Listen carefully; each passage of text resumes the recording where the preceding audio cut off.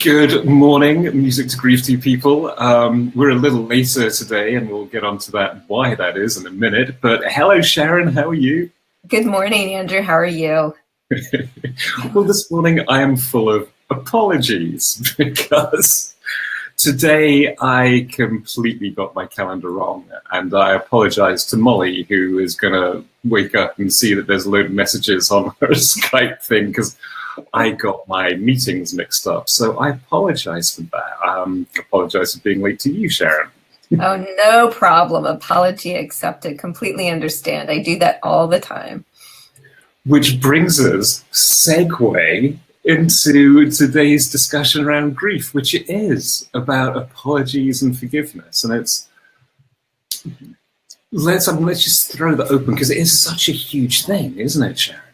It is really huge, especially when we lose somebody we love and maybe we wished we had apologized for something, or on the other hand, maybe there was an apology we never received.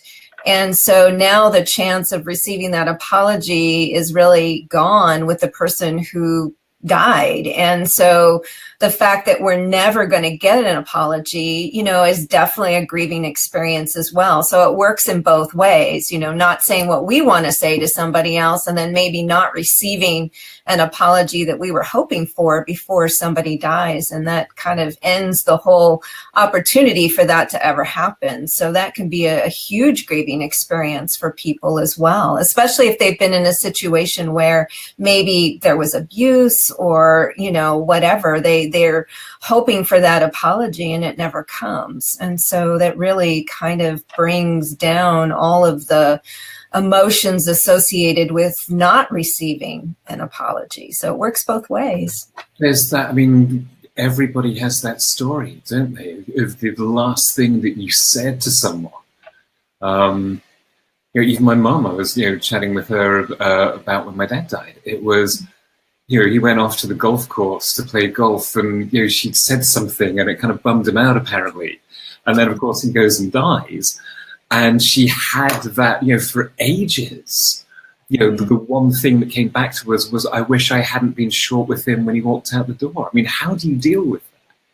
Well, I think we talked about this before, about all the woulda, coulda, shouldas, and how we beat ourselves up about that. And I think we also talked about not using the word grief.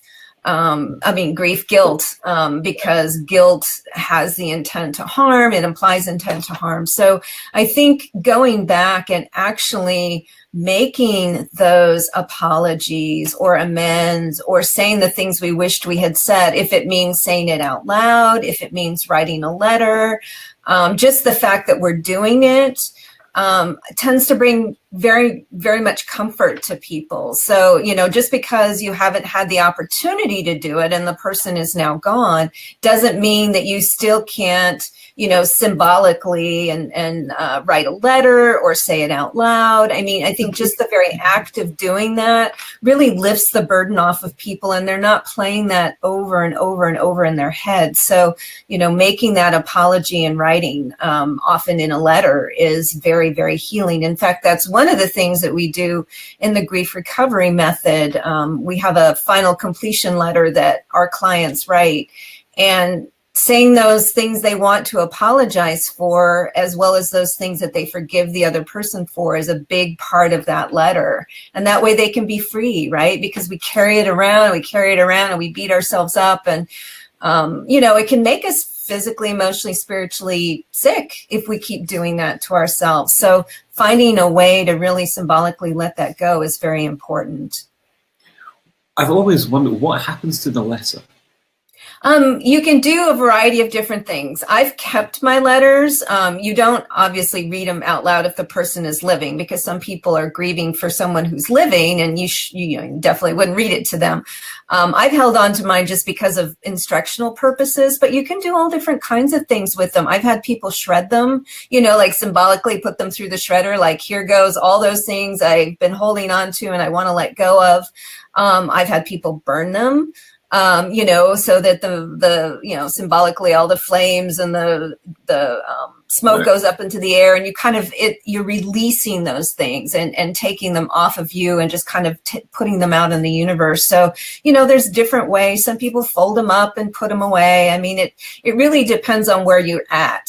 If you're really ready to let go and you want to do something, you can shred it, you can burn it, you can bury it in the backyard. I mean, whatever it is that works for you. Some people aren't quite ready, so they just hold on to the letters. I do it just because for educational purposes with my clients. But there's all different kinds of things that you can do with them. So releasing the emotion is really the important thing. And that's what, I think I always say people hold on so tight to things, it's like they're afraid to let go, or they don't want to let go because sometimes it defines them.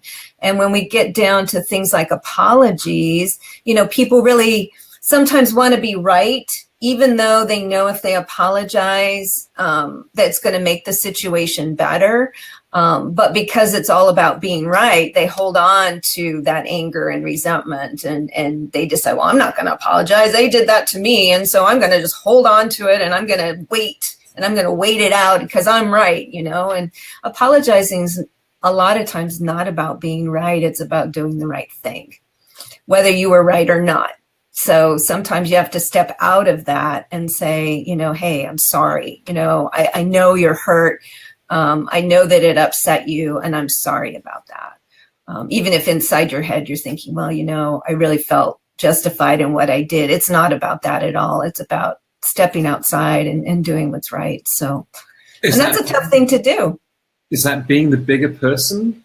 Well, I mean, those are words that you can use, I think. I think it's more about what you hold on to. And sometimes in our sense of trying to be right all the time, we hold on to energy and we hold on to things that aren't healthy for us. So releasing those things, you can say being the bigger person, but I think it's more about releasing the energy it takes to hold on to resentment and anger and trying to be right all the time, because it doesn't do you any good to do that. I mean, it just makes it worse for you. The other person might not even know. I mean, it might not even be something that they care about, but you're holding on to it like a badge of honor. And, in the meantime, it affects you. And so letting go for yourself is really the important part. That's where apologies and forgiveness both are the same that way. So what's the difference between an apology and forgiveness? Well, forgiving somebody is taking the action to accept. Forgiving somebody is letting go of how somebody else's actions have affected you, whether you apologize to them or not. So forgiveness is really about letting go of those emotions that are keeping you stuck. And apologizing is really reaching out to somebody else and letting them know that, you're going beyond those things that you feel may be right. And you're letting them know that, you're sorry for what role you had in those activities, because you never go to somebody and say, I forgive you. If you do that, that other person, might look at you like, well, I don't even think I did anything. What are you forgiving me for? And then you get into this whole bigger thing. So you don't go to somebody and typically say, I forgive you for what you've done to me. You go to somebody and you say, you know what, I take at least 1% responsibility for what role I had in whatever happened between us, and I apologize for that.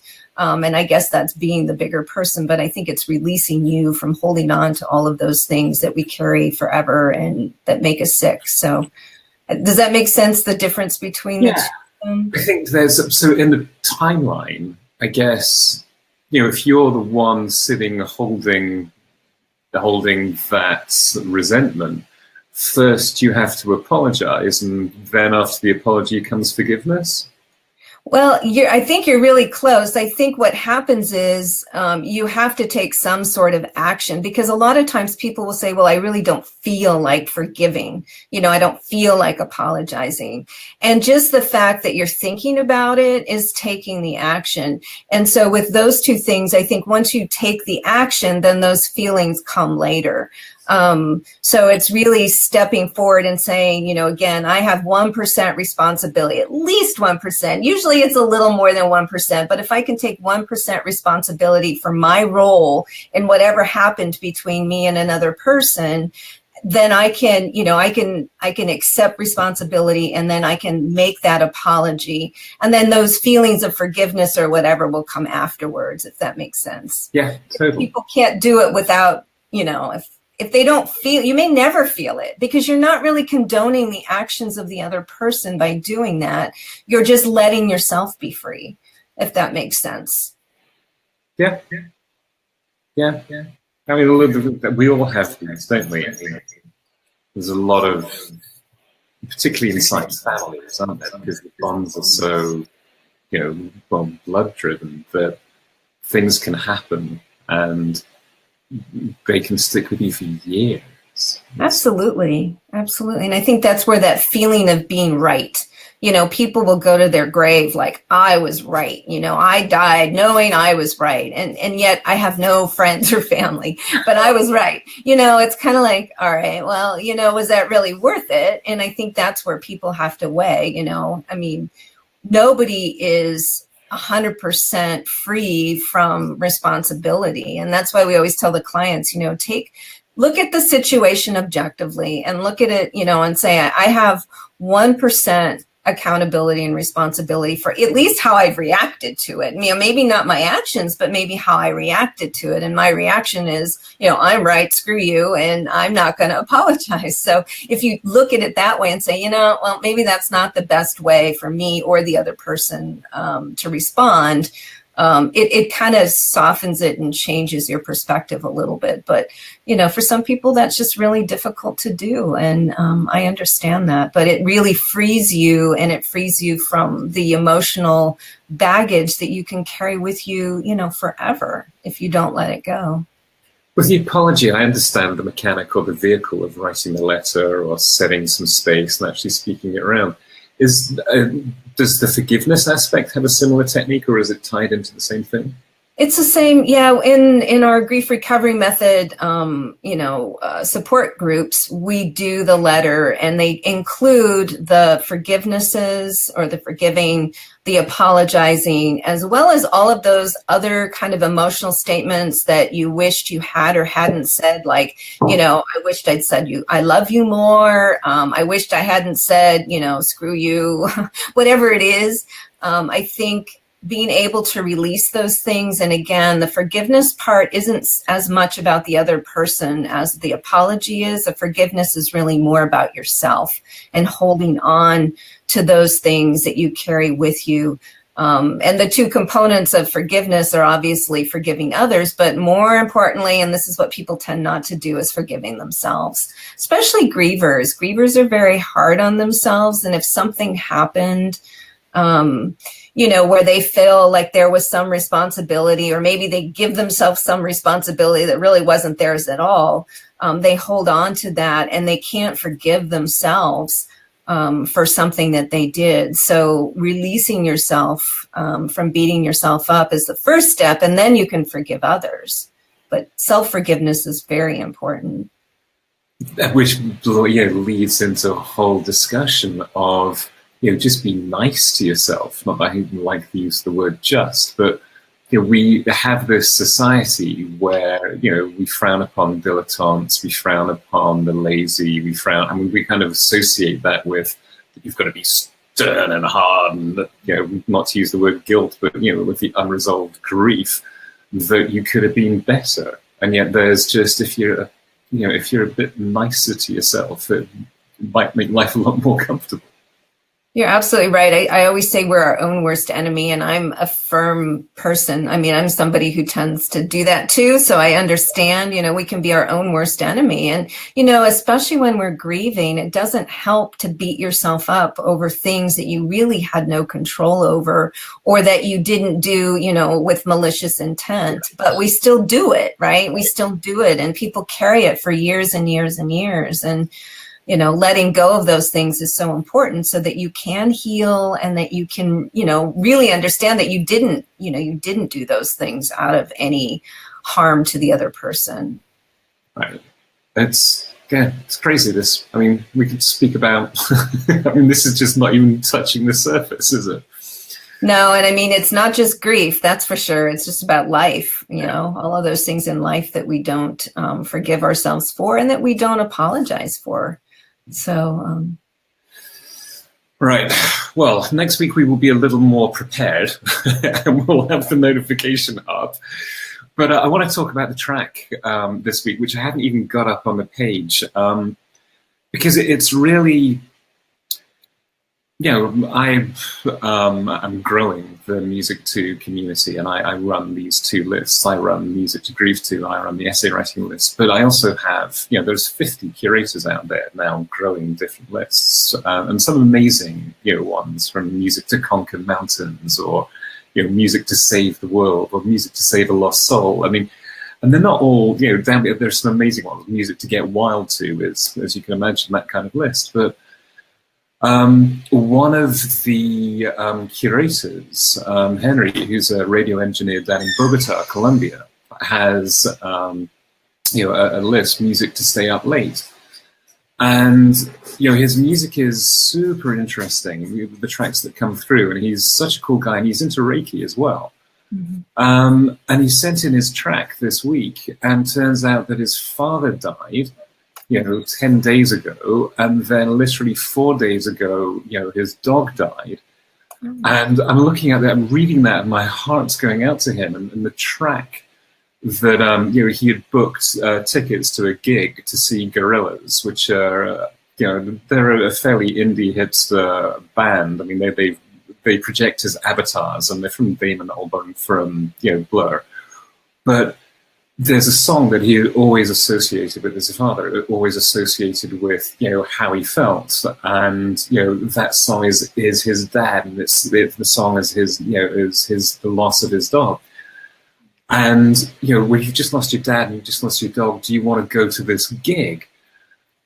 But he went to the gig, and he said, when the song came on, that whole cathartic thing, and you stand there, streaming tears in a crowd of people, and you just think, my God, that's the power of music to turn around and just pick you up and allow you to be in your grief. And so I'm not coming up with a new track. I'm just taking his track and I'm putting it onto the Music to Grieve to list, and I'll give him an introduction. And Henry, this one's going out to you, mate.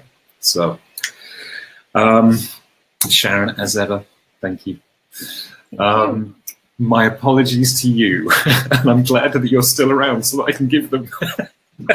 Oh, thank you. Apology accepted. All right. I will see you next week, and we'll come up with a topic earlier than today. All right, peoples. Take care. Good to see you.